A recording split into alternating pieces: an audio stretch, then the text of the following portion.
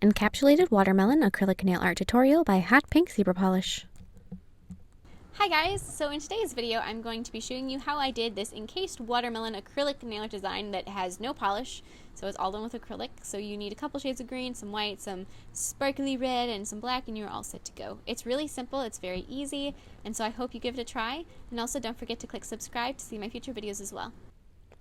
So I'm going to begin by forming my nail bed and my smile line. So I'm going to start and I'm just going to lay my first bead of the Cover Pink acrylic sort of so it pulls down into a point, because I want my smile line to have a nice deep V shape so that it almost parallels the shape of my stiletto nail tip.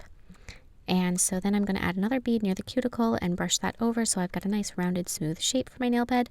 And then I'm going to push the sides in so that they're nice and sharp. If you did want to file your smile line so that if there was imperfections or it wasn't perfect or just not quite how you wanted it, you could definitely file it at this point and then do the step now where I'm adding this green acrylic, and this is a dark shade of green, and I'm just going to add a very tiny amount along the smile line so that I've started out my outline. So first layer of the rind is going to be the dark green, and then after that I'm going to add a lighter shade of green and sort of just manipulate that down and over. And I want all of these to be very thin because I do want enough space on my nail tip to have the red color, or the sparkly pink, red, mauve color for the meat of my watermelon. So then the last layer of rind is going to be the white. And so this layer is going to be slightly thicker than the two green ones, only very, very slightly. Like I said, I want to leave enough room for my watermelon itself.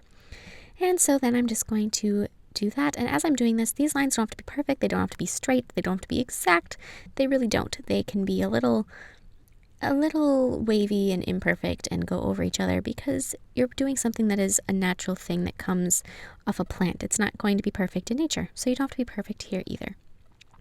And then I'm going to be filling in the remaining area with this rhubarb mauve pink red sparkly color that I don't quite know what to call. And so after I've got that in, which is very glittery, I'm going to take very small beads of black acrylic and I'm going to sculpt 3 seeds, and these are sort of petal or teardrop shapes with the point towards this nail bed and the rounded area towards the tip. And then I'm going to be encasing my nail.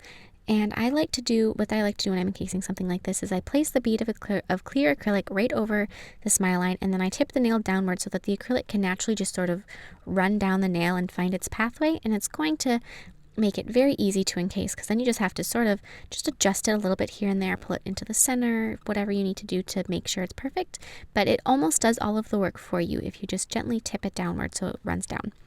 And now I'm going to be filing it with a 180 grit file to remove any of the bulk if there's any lumps or bumps or imperfections, and smooth it out, thin it out, whatever you need to do.